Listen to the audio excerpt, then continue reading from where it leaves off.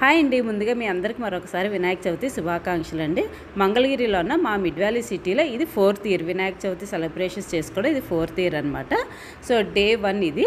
So వినాయకుడిని అయితే మార్నింగే వచ్చి పంతులు గారు వచ్చి వినాయకుడిని అయితే కూర్చోబెట్టేసి పూజా కార్యక్రమాలు అయితే చాలా బాగా చేశారు. దంపతులు అందరూ కూర్చొని మంచిగా పూజ జరిపించారనమాట. పూజ అయిపోయిన తర్వాత హారతులు ప్రసాదాలు అన్నీ అయిపోయినాయి.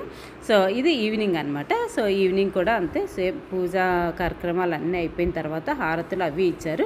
బాగా వర్షం పడుతుంది కదా, అందుకని పూజ అయితే ఇక్కడే చేశారండి. వినాయకుడి దగ్గరే చేయించారు. వినాయకుడి దగ్గర డెకరేషన్ కూడా చాలా బాగా చేశారనమాట. అసలు చాలా బాగుంది. చేసిన వాళ్ళు చాలా బాగా చేయించారు. వినాయకుడు కూడా చాలా శోభాయమానంగా ఉన్నారు.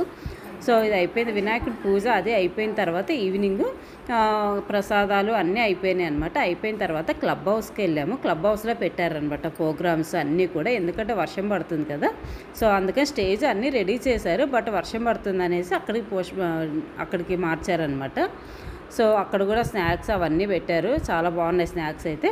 సో పిల్లలందరూ పాటలు డ్యాన్సులు అన్నీ ప్రిపేర్ చేసి పెట్టుకున్నారు కదా, సో అవన్నీ అక్కడ మళ్ళీ అప్పటికప్పుడు రెడీ చేసుకున్నారు. సో స్టేజ్ అవన్నీ రెడీ చేసేసుకొని డిసప్పాయింట్ అవ్వకూడదని అక్కడ అరేంజ్ చేశారు.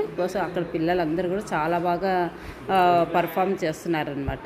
సో ఫస్ట్ వినాయకుడితో స్టార్ట్ చేశారనమాట. పద్మ గారు వాణి గారు వినాయకుడితో స్టార్ట్ చేసి భగవద్గీత స్టార్ట్ అయిపోయిన తర్వాత పిల్లల పర్ఫార్మెన్స్ అన్నీ స్టార్ట్ అయినాయి. కొంతమంది స్నాక్స్ తింటూ అలా ఈ డే 1 ఇలా గడిచింది.